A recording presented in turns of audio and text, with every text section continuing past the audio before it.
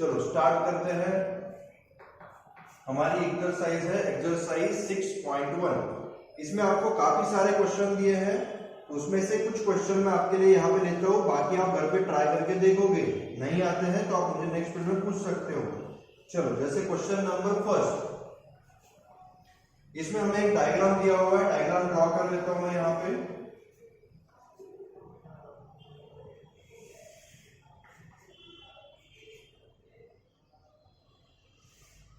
ठीक है, इस तरह का डायग्राम दिया हुआ है, उसमें पॉइंट्स दिए हैं A B, then C D, ये ओ, और इस पॉइंट को नेम दिया हुआ है पॉइंट ई। देखो इसमें गिवन में क्या दिया है, उसने दिया है जो गिवन में दिया उसको पहले लिख लेना। उसने गिवन में दिया है angle AOC plus angle BOE equal to 70 degree. ये हमको उसने गिवन में दिया हुआ है, वो मैंने लिख लिया। उसके बाद एंगल BOD उसने दिया है हमको 40 डिग्री का, तो वो भी मैं यहां पे लिख लेता हूं, angle BOD is equal to 40 degree. उसके बाद उसने बोला है कि एंगल BOE निकालो, तो फाइंड जो करना है इसके नीचे ही लिख लेता हूं। ठीक है, दिखाई दे रहा है आपको? एंगल BOE आपको फाइंड आउट करने के लिए बोला है, तो यहां पे लिखता हूं टू फाइंड। जो चीज फाइंड करनी है उसको लिखो टू फाइंड करके। BOE आपको पूछा है, and then reflex of angle COE, reflex of angle COE। इतनी चीजों को आपको फाइंड आउट करने के लिए बोला है। थोड़ा अच्छे से सामने फोकस करके ध्यान देना, काफी सिंपल है, अगर एक बार समझ लोगे तो काफी इजीली कर पाओगे। यहां पर देखो आपको सभी प्रॉपर्टी रिकॉल अच्छे से कर लेनी है। सबसे पहले property linear pair of angles. अगर एक लाइन के ऊपर कितने भी एंगल्स आ जाए, सबकी एडिशन हमेशा 180 होती है, ये चीज हमेशा ध्यान में रखो। तो यहां पर देखो ये एक लाइन है मेरी AB, दिखाई पड़ी सभी को लाइन AB? फटाफट रिप्लाई करते जाओ, माइक ऑन करके बताओ। AB आपको दिखाई दे रही है? हाँ, AB के ऊपर देखो 1 2 3, ये तीनों एंगल आ रहे हैं क्या? यस और नो? ये तीनों एंगल AB के ऊपर आ रहे हैं कि नहीं आ रहे हैं? आ रहे हैं, मतलब तीनों की एडिशन 180 होंगी क्या नहीं होंगी? आवाज नहीं आ रहा आपको? माइक लगा के आवाज घूम रहा है, कहां पे घूम रहा है? माइक लगाना पड़ता है कि इधर? सर आवाज अटक रहा है। माइक तो नहीं लगा किसी ने, अटकना तो नहीं चाहिए। ठीक है, अभी आ रहा है क्या बराबर? शायद आपके नेटवर्क का इश्यू हो सकता है। आ रहा है क्या अभी बराबर?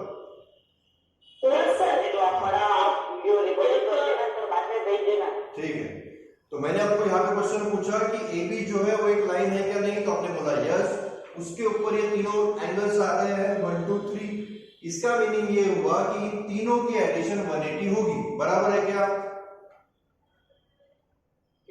हाँ, तो ये हो जाती है हमारी लीनियर पेयर ऑफ एंगल्स वाली प्रॉपर्टी, जो आप इसके पहले पढ़ चुके हो, मैं आपको रिकॉल करा रहा हूं। सेकंड प्रॉपर्टी कौन सी होती है? Vertically opposite. तो यहां पर देखो कोई भी दो लाइंस अगर एक दूसरे को इंटरसेक्ट कर रही है, तो मैं आपको दिखा रहा हूं, देखो यहाँ पे CD और AB एक दूसरे को इंटरसेक्ट कर रही है क्या? चेक करो, कर रही है। तो ऐसी कंडीशन में दो अपोजिट साइड में देखने वाले एंगल इक्वल होते हैं। तो एंगल 1 इस वाले एंगल के साथ, अगर इसको मैं एंगल 4 बोल दूं, तो 1 4 के साथ इक्वल होगा कि नहीं होगा? होगा। यस, कौन सी थ्योरम से? वर्टिकली अपोजिट एंगल की प्रॉपर्टी से। ठीक है, समझ में आ गया आपको यहां तक? अभी हम लोग निकालेंगे एंगल BOE को, और उसके बाद निकालेंगे रिफ्लेक्स ऑफ एंगल COE को। थोड़ा अच्छे से ध्यान दो कैसे करना है। BOE निकालना है, चलो देखो थोड़ा सा BOE कहां पे है। BOE मतलब ये वाला एंगल है, एंगल नंबर 3, दिखाई पड़ा सभी को? यस, हाँ, और उसने दिया क्या है वो थोड़ा चेक करो। AOC प्लस BOE, ये दोनों की एडिशन उसने हमको 70 दी हुई है, ठीक है। उसके बाद BOD की वैल्यू दी है 40 डिग्री। अगर BOE 40 का है, मुझे बताओ, अगर BOE 40 का है तो कौन सा एंगल 40 का होगा? Angle AOC। Angle AOC। अभी मैंने आपको बताया कि AOC और BOD दोनों वर्टिकली अपोजिट है, एक दूसरे से अपोजिट डायरेक्शन में देख रहे हैं, और उसके कारण 4 वाला एंगल जितना होगा उतना ही ये 1 वाला एंगल भी होगा। समझ में आ रहा है? हाँ, तो सॉल्यूशन में देखो, मैं लिखता हूं यहां पर सबसे पहले क्या लिखूंगा, BOD angle BOD is equal be angle AOC, बराबर है? कौन से थ्योरम से? रीजन क्या लिखोगे? Vertically opposite angle. शॉर्ट में मैंने वहां पे BOA करके लिखा है, आपको कंप्लीट लिखना है वर्टिकली अपोजिट एंगल। और BOD मुझको मालूम है 40 डिग्री, तो AOC भी कितना हो जाएगा फिर? 40 डिग्री। तो मैंने यहां पे लिख दिया एंगल AOC इज 40 डिग्री, ठीक है। अभी देखो, AOC प्लस BOE की एडिशन 70 है, तो यहां से मैं BOE को फाइंड आउट कर सकता हूं क्या? निकाल सकता हूं ना BOE को। उसने हमें BOE को निकालने के लिए बोला, तो BOE को मैं यहां से फाइंड आउट कर सकता हूं। यहां पे लिखोगे angle AOC plus angle BOE is equal to 70 degree. इसका रीजन क्या लिखोगे? इसका रीजन आपको लिखना पड़ेगा गिवन, क्योंकि आपको ये गिवन में दिया हुआ है। समझ में आ रहा है? AOC प्लस BOE 70 डिग्री आपको गिवन है, और AOC मैंने अभी फाइंड आउट कर लिया है, उसको यहाँ पे पुट कर देता हूँ। 40 plus BOE is equal to 70 degree, मतलब BOE कितना हो जाएगा बताओ? 30 डिग्री। अगर ये 40 इक्वल टू के उधर, हाँ, अगर ये 40 इक्वल टू के उधर चला जाए तो 70 माइनस 40 होगा, और उसका आंसर निकालोगे तो वो आ जाएगा 30 डिग्री का। आ गया सबको समझ में?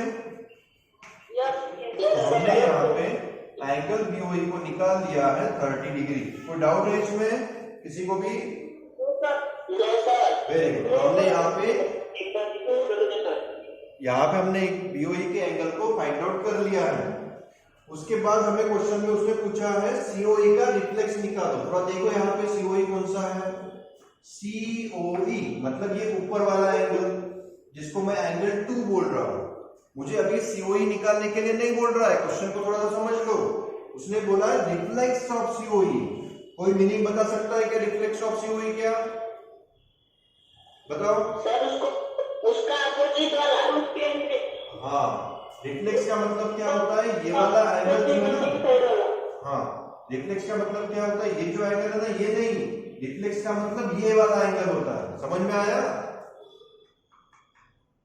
ये ऊपर का एंगल नहीं, रिफ्लेक्स का मतलब ये नीचे का एंगल जो इतना बड़ा है। रिफ्लेक्स एंगल आपको मालूम है 180 डिग्री से बड़ा एंगल, बराबर है क्या?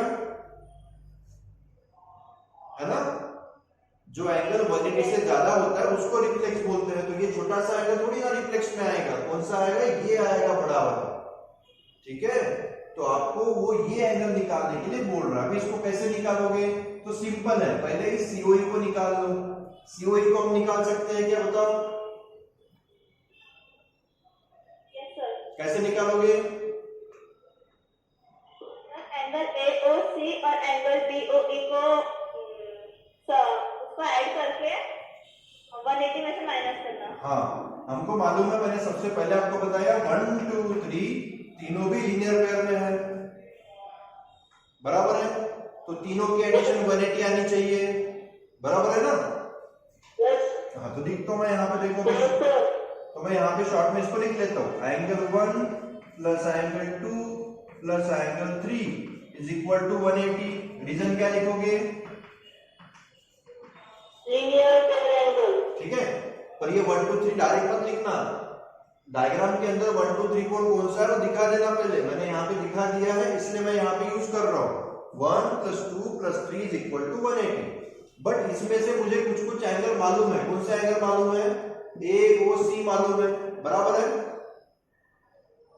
AOC मुझको मालूम है 40, ठीक है। तो यहाँ पे पूरा ही नाम लिखता हूँ, आप कंफ्यूज हो जाओगे, पूरा नाम लिख लेता हूँ मैं, कंफ्यूज नहीं होना। AOC प्लस दूसरा एंगल कौन सा है, COE, और तीसरा एंगल है मेरा BOE, और इन तीनों की एडिशन 180 आनी चाहिए। वैल्यू पुट करो, AOC की वैल्यू मुझको मालूम है 40 डिग्री, COE की वैल्यू मुझको मालूम है क्या, नहीं मालूम है, वही तो निकालना है, उसको एज इट इज रखो।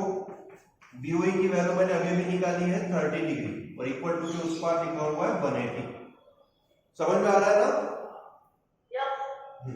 सॉल्व करो, 40 प्लस 30 कितना हुआ, 70 हो गया, है ना, और इक्वल टू के उस पर हमारे पास लिखा हुआ है 180। अभी ये 70 उधर चला जाएगा तो क्या होगा उसका, 180 minus 70. यस 180 माइनस 70, तो कितना आना चाहिए बताओ, 110 डिग्री। 110, मतलब 110 डिग्री का आपका आंसर आना चाहिए, एंगल COE। यहां तक कोई दिक्कत है क्या किसी को? नो। सर एंगल COE नहीं समझा। क्या हुआ सर बताओ, क्या हुआ, कोई दिक्कत है? सर एंगल COE नहीं समझा। एंगल COE नहीं समझा, चलो फिर से बताता हूं। मैंने आपको सबसे पहले बताया 1 2 3, मतलब ये ऊपर के तीनों एंगल। हाँ, ब्लैक बोर्ड सही से नहीं दिख रहा। अभी मैं आपको इधर का दिखा रहा हूँ, ये दिखाई दे रहा है कि इधर का, ये दिखाई दे रहा है? हाँ, इतना ही देखना है, अभी इसके ऊपर ही फोकस करो। देखो मैंने क्या बोला कि हमारे पास ट्राइंगल हमारे पास जो यहाँ पर डायग्राम है, उस डायग्राम में आपको मालूम है एंगल 1 2 3, मतलब जो ऊपर के 3 एंगल्स थे वो एक लाइन पे है, लीनियर पेयर में, बराबर है, बराबर है क्या? 1 2 3 के तीनों एंगल लीनियर पेयर में है ना, तो तीनों की एडिशन 180 आनी चाहिए, तो वही मैंने लिखा। 1 मतलब कौन सा है, AOC, तो AOC plus COE plus BOE, तीनों की एडिशन 180 आनी चाहिए। उसमें भी AOC मुझको मालूम है 40 डिग्री, यहां से देख के मैंने वैल्यू रखी है, और BOE मैंने अभी भी निकाला था 30 डिग्री, उसकी वैल्यू भी रख दी, तो COE की वैल्यू निकल जाएगी, 40 प्लस 30 70 हो गया, वो इक्वल टू के उस पार चला जाएगा, 180 में से 70 माइनस करोगे, आपका आंसर निकल के आएगा 110 डिग्री। समझ में आया क्या? बताओ, अभी समझ में आया आपको? 30 के ऊपर का क्या है? क्या 30 के ऊपर वाला? 30 के ऊपर BOE लिखा हुआ है, एंगल BOE, जिसकी वैल्यू मुझको मालूम है 30 डिग्री, तो वो मैंने वहां पे रख दी है, ठीक है? समझ में आ रहा है क्या? नहीं दिखाई दिया आपको सबसे बराबर? Yes sir. हाँ चलो, अभी हमारा रिफ्लेक्स ऑफ COE निकला है क्या, बताओ? ये मेरा जो एंगल निकला, ये एंगल है COE, कौन सा एंगल है? 360 माइनस 110। हाँ, अभी हमको रिफ्लेक्स ऑफ COE निकालना है, तो वो मैं यहां पे निकाल रहा हूं, रिफ्लेक्स एंगल COE कैसे निकालते हो? इसको निकाला जाता है 360 माइनस एंगल COE, COE का जो भी मेजरमेंट होगा उसको 360 से माइनस कर दो, तो कितना आएगा बताओ? 250 डिग्री।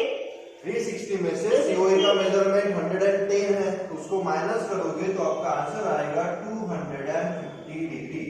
समझ में आएगा आपको क्वेश्चन? Yes sir. ठीक है, तो ये पूरा अपने रजिस्टर में लिख लेना, ठीक है? कोई दिक्कत है क्या क्वेश्चन में? अभी भी थोड़ा सा भी डाउट है तो पूछ लो।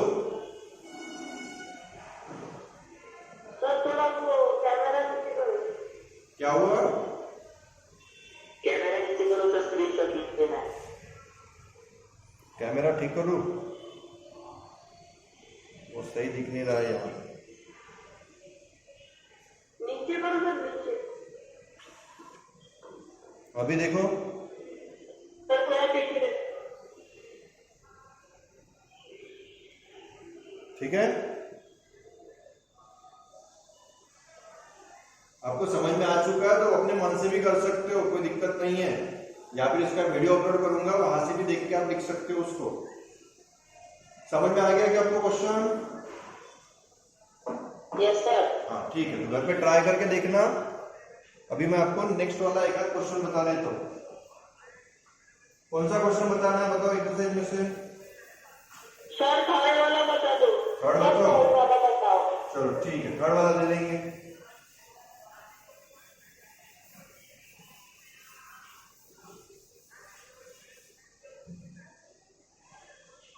देखो थर्ड वाले क्वेश्चन में जो बोला है वो मैं यहाँ पे पहले लिख लेता हूँ, डायग्राम बना देता हूँ, फिर समझाता हूँ।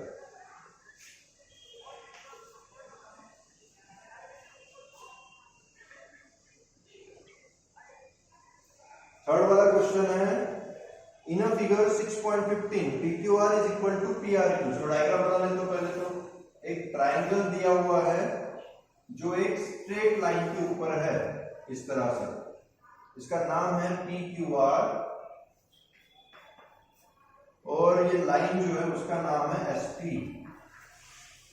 इसका कहना है कि एंगल PQR इक्वल है एंगल PRQ के साथ। PQR PRQ के साथ इक्वल है, ये आपको गिवन में दिया है तो मैंने यहां पे लिख दिया गिवन। और प्रूव करने के लिए बोल रहा है तो इसको लिखोगे टू प्रूव में PQS is equal with PRT। चलो समझा देता हूं क्वेश्चन, अच्छे से सामने ध्यान दो।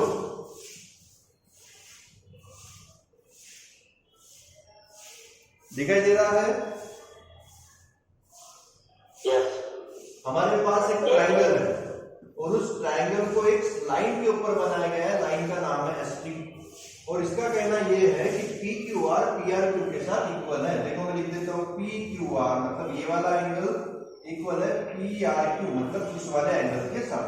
तो वो हमसे पूछ रहा है या फिर प्रूव करने के लिए बोल रहा है कि ये PQS मतलब ये वाला एंगल PRT मतलब इस वाले एंगल के साथ इक्वल लेंथ का होगा, मतलब सेम होगा। ये आपको प्रूव करके दिखाना है। तो देखो अभी इसका प्रूफ मैं कैसे करता हूँ, थोड़ा अच्छे से ध्यान देना, काफी सिंपल है। ध्यान दोगे तो आपको बहुत इजी लगेगा, बट ध्यान नहीं दिया तो डिफिकल्ट भी लग सकता है, तो थोड़ा ध्यान दो। अभी मुझे सबसे पहले तो ये बताओ कि ये वाला एंगल और ये वाला एंगल, ये दोनों लीनियर पेयर ऑफ एंगल्स है या नहीं है? है ना? और ये दोनों एंगल भी लीनियर पेयर में है, बराबर है? चलो देखो, हाँ, angle PQR plus angle PQS equal to 180 लिख सकता हूं क्या मैं? Yes sir. रीजन क्या लिखोगे? Yes sir. Linear pair of angles. समझ में आया? ये दोनों एक दूसरे के साथ लीनियर पेयर में है तो उसकी एडिशन 180 हो जाएगी। सेम मैं यहाँ पे भी लिख सकता हूँ क्या, बताओ? Yes sir. PRQ plus PRT। Yes, PRQ plus angle PRT, ये भी हो जाएगा 180, इसका भी रीजन हो जाएगा लीनियर पेयर ऑफ एंगल्स। समझ में आया यहाँ तक? इसको बोल देता हूँ पॉइंट नंबर 1, इसको बोल देता हूँ पॉइंट नंबर 2। अभी देखो इन दोनों पॉइंट में राइट हैंड साइड बिल्कुल सेम टू सेम है क्या नहीं? यस। अगर दोनों की राइट हैंड साइड सेम है तो लेफ्ट हैंड साइड भी सेम हो जाएगी। तो मैं यहां पे लिख सकता हूं फ्रॉम 1 and 2 क्या हो जाएगा? Angle PQR plus angle PQS is equal with angle PRQ plus angle PRT। बराबर लिखा क्या मैंने? चेक करो, दोनों का राइट हैंड साइड बिल्कुल सेम है तो लेफ्ट हैंड साइड भी सेम ही होना चाहिए। इसीलिए मैंने लिखा PQR is equal with PQS, PQR plus PQS is equal with PRQ plus PRT। यही मैंने यहाँ पे लिखा हुआ। अभी इसमें जरा चेक करो कौन सी ऐसी चीज है जो सेम है। सेम है का मतलब क्या है, जिसकी वैल्यू सेम है। देखो यहाँ पे पी क्यू आर ये इक्वल है पी आर क्यू के साथ, बराबर है क्या? पी क्यू आर ये पी आर क्यू के साथ इक्वल है, तो पी क्यू आर को और पी आर क्यू को मैं यहां से कैंसिल कर सकता हूं क्या? बताओ। क्योंकि दोनों इक्वल है, तो रीजन में लिख दो इसके रीजन। ये आपको रीजन में लिखना पड़ेगा। रीजन में क्या लिखोगे? P Q R is equal with P R Q, और उसी लिए मैंने क्या कर दिया, दोनों को वहां से कट कर दिया। तो मेरे पास बच रहा है P Q S is equal with P R T, और यही हमको प्रूव करने के लिए बोला था। तो यहाँ पे लिख दोगे हेंस रूट। समझ में आ गया क्या आपको क्वेश्चन? समझ में आया सभी को? सिंपल है ना? हाँ, तो इसी तरह से आप लोग कंप्लीट एक्सरसाइज 6.1 को घर पे ट्राई करके देखोगे, ठीक है?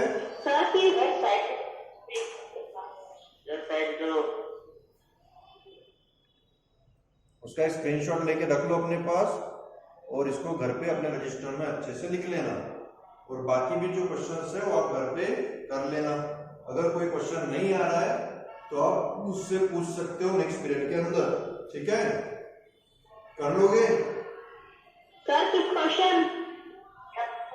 बाकी ट्राई करके देखो, आप करके देखना, नहीं आया तो मैं नेक्स्ट वीडियो में बता दूंगा, ठीक है? पहले आप ट्राई करके देखो अपने मन से, ठीक है? उसके बाद नेक्स्ट हम लोग, मैं आपको कुछ चीजों को और एक्सप्लेन कर देता हूं, थोड़ा अच्छे से ध्यान दो, क्योंकि अभी एग्जाम में ज्यादा टाइम नहीं है हमारे पास में, ठीक है ना?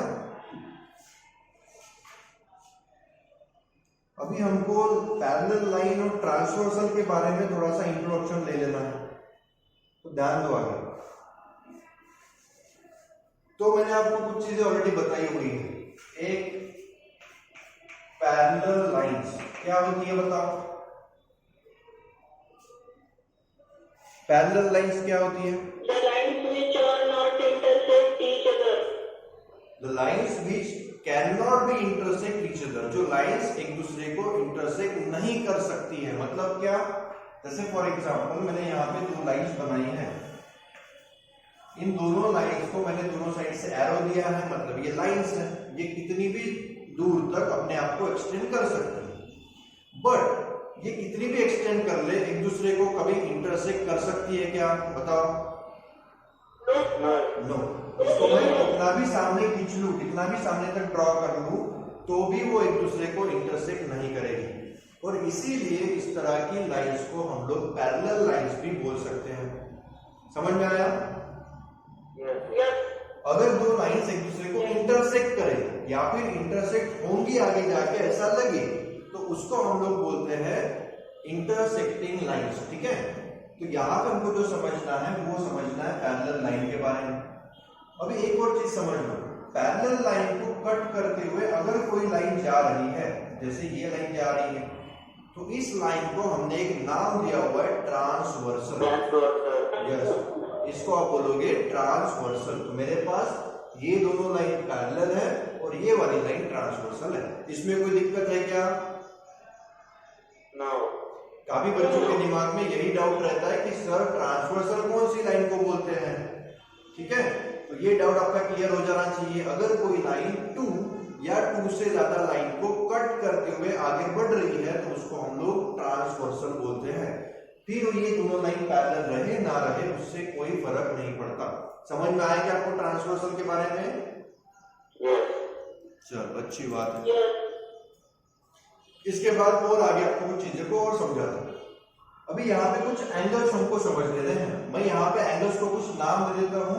एंगल 1 2 3 4 5 6 7 8।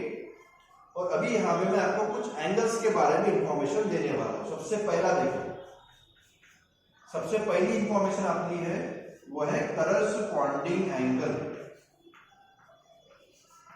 यहां पे हमको समझना है करस्पॉन्डिंग। यस, हाँ, इसका वीडियो डाल दूंगा, तो वहां पे अगर यहाँ पे कुछ भी डाउट रहता है, कहीं बीच में वॉइस का इश्यू आ गया, आपको टॉपिक समझा नहीं है, तो वहां से भी आप उसको एक बार फिर से देख पाओगे। ठीक है, कोई दिक्कत नहीं। तो यहाँ पर देखो करस्पॉन्डिंग एंगल क्या होता है। करस्पॉन्डिंग एंगल का मतलब क्या है? ऐसे एंगल जो एक सेम तरह के लोकेशन पे आते हैं। अभी इसको कैसे समझोगे, देखो थोड़ा सा। यहां पे एंगल 1 दिखा आपको, यस? हाँ। अभी ये जो एंगल 1 है वो कहां पे, वो थोड़ा चेक करते हैं। वो पैरेलल लाइन के ऊपर है, वो ट्रांसवर्सल के लेफ्ट में है, बराबर है क्या? पैरेलल लाइन के ऊपर है, ट्रांसवर्सल के लेफ्ट में है। तो दूसरी पैरेलल लाइन के ऊपर और ट्रांसवर्सल के लेफ्ट में कौन सा एंगल है? एंगल 5 दिखाई पड़ा क्या सबको? सबको दिखाई पड़ा? एंगल, ये जो एंगल 1 था वो ट्रांसवर्सल के लेफ्ट में था, यस? बता रहा हूं, फिर से बता रहा हूं। एंगल 1 जो है वो ट्रांसवर्सल के लेफ्ट में है और पैरेलल लाइन के ऊपर है। एंगल 5 जो है ये भी ट्रांसवर्सल के लेफ्ट में है और पैरेलल लाइन के ऊपर है। तो ऐसे एंगल की जो लोकेशन है वो बिल्कुल सेम टू सेम हो गई, और ऐसे एंगल को हम लोग बोलते हैं करस्पॉन्डिंग एंगल। समझ में आया क्या आपको? हाँ। तो यहाँ पे मैं लिख सकता हूँ angle 1 and angle 5 are corresponding angle. सही है क्या? अगर मैं एंगल 2 बोलूं आपको, तो एंगल 2 किसके साथ करस्पॉन्डिंग है बताओ? एंगल 6। समझ में आया सभी को? 2 जो है वो 6 के साथ करस्पॉन्डिंग होगा। समझ में आया क्या? तो एंगल 2 एंड एंगल 6 ये भी करस्पॉन्डिंग एंगल है। उसके बाद अगर मैं बोलूं कि 3 के साथ करस्पॉन्डिंग कौन है, तो कौन होगा? 7। चलो, वेरी गुड, बिल्कुल आपको समझ में आ रहा है। Angle 3 is corresponding with angle 7। उसके बाद 8 के साथ कौन है करस्पॉन्डिंग में? 4। यहाँ पे लिख सकता हूं angle 4 and angle 8 are also corresponding angle. कोई दिक्कत है? समझ में आया आपको सभी? यहाँ पे हमारे पास करस्पॉन्डिंग एंगल के 4 पेयर थे, जो चारों पेयर मैं आपको यहाँ पे दिखा चुका हूं। पूरे चारों पेयर समझ में आ गया आपको? ये तो हो गया हमारा फर्स्ट टॉपिक, जिसको बोला है करस्पॉन्डिंग एंगल। अभी सेकंड बताता हूं मैं आपको, अल्टरनेट इंटीरियर एंगल।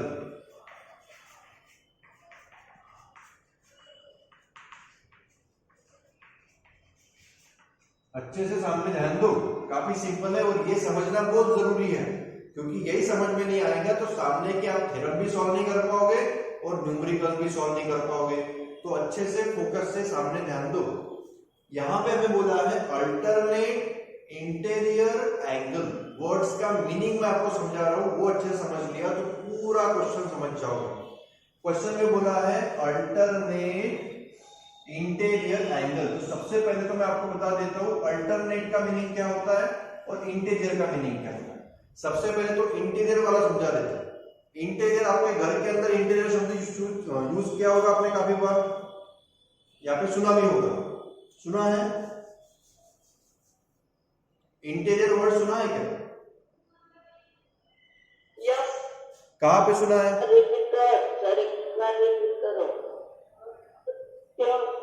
मैंने आपको क्वेश्चन पूछा, इंटीरियर ये वर्ड आपने कभी सुना है क्या? बताओ। कहां पे सुना है? पेंटिंग में, इंटीरियर पेंटिंग, एक्सटीरियर पेंटिंग। तो इंटीरियर का मतलब क्या हुआ, कोई बता सकता है? अंदर का। चलो बढ़िया है। अभी यहाँ पे अगर मेरे को इंटीरियर एंगल बोले जाए तो मैं किसके अंदर के लूंगा? मैं 2 पैरेलल लाइन के अंदर के लूंगा। समझ में आएगा आपको? अगर इधर इंटीरियर एंगल बोला जाए तो इंटीरियर एंगल कहाँ के लेना है? 2 पैरेलल लाइन के अंदर के। जैसे 3, 4, 5, 6 ये मेरे इंटीरियर एंगल है या नहीं है? चेक करो थोड़ा, है क्या? है ना? 2 पैरेलल लाइन के अंदर आ रहे हैं ये, दो पैरेलल लाइन के अंदर आ रहे हैं, 3B 4B 5B 6B। तो ये चारों एंगल मेरे इंटीरियर एंगल है। समझ गए आपको? तो इसके बाहर का एंगल तो यहाँ पे नहीं आ सकता, इतना तो समझ गया होगा। इधर जो एंगल आएगा वो 3 4 5 6 में से ही होगा। ये समझ गया क्या? हाँ, ये हो गया इंटीरियर। अभी देखना है अल्टरनेट। अल्टरनेट मतलब क्रॉस में आने वाले। तो देखो 3 के साथ क्रॉस में कौन है? 6। 4 के साथ क्रॉस में कौन है? 5। अल्टरनेट इंटीरियर एंगल की जो पेयर बनी हमारी वो क्या है? 3 and 6, दूसरा 4 and 5। समझ में आ गया आपको? डाउट है किसी के दिमाग में इसके रिलेटेड कुछ भी? अच्छे समझ में आ गया ना? चलो नेक्स्ट है अल्टरनेट एक्सटीरियर एंगल। चलो इसको भी समझा देता हूं।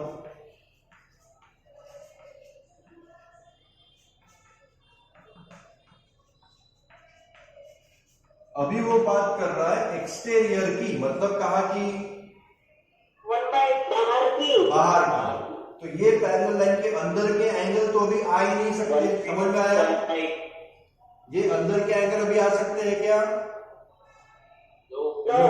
सिर्फ बाहर के आ सकते हैं। तो बाहर कौन से हैं? 1 2 7 8। सही है? और उसमें भी अल्टरनेट चाहिए तो क्रॉस में। तो 1 के साथ क्रॉस में कौन है?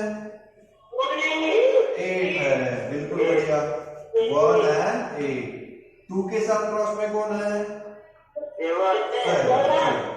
कितना बढ़िया है, कितना सिंपल है। आ गया आपको समझ में? हाँ, तो इतना सिंपल है ये अल्टरनेट एंगल वाला टॉपिक।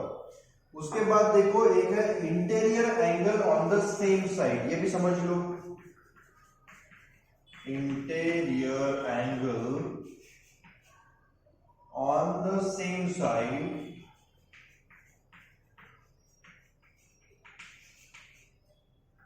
Of transversal.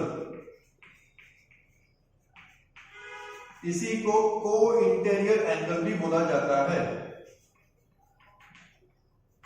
या फिर इसको क्या बोलते हैं? Consecutive interior. Consecutive interior angle भी बोला जाता है। तो ये चारों में से कोई भी वर्ड यहाँ पे यूज कर लिया जाए तो सबका मीनिंग सेम ही है, ये ध्यान में रखना। अभी मैं बता रहा हूं, थोड़ा अच्छे से ध्यान दो। सबसे पहली बात तो इसने बोला है इंटीरियर एंगल, मतलब कौन से आ सकते हैं ये बताओ मुझे पहले। इंटीरियर में अंदर के कौन से? 3 4 5 6। इसके अलावा कोई भी आ सकता है क्या? पहले बताओ। इतना समझ में आ गया ना? तो कभी भी गलती से अगर मैं आपको इंटीरियर एंगल पूछूं तो ये बाहर का मेरे को गलती बताना मत। मुझको चाहिए इंटीरियर एंगल, तो ये चारों में से आएंगे 3 4 5 6। उसके बाद क्या बोलता है देखो, on the same side of transversal. Transversal के एक ही साइड में कौन कौन है? देखो 4 and 6 दिखा तुमको। इधर का देखोगे तो 3 and 5। यस, तो 4 and 6 हो जाएगा एक साइड में और 3 and 5 हो जाएगा एक साइड में। समझ में आ गया आपको सभी एंगल्स? बताओ। ठीक है, तो इस तरह से हम दो एंगल्स को आपको पहचानना आना चाहिए। ये सब आप रजिस्टर में लिख लेना। और इसके रिलेटेड भी हमको कुछ थ्योरम्स देखने हैं, वो हम लोग नेक्स्ट पीरियड में मतलब कल देख लेंगे। इतना टॉपिक समझ में आ गया क्या?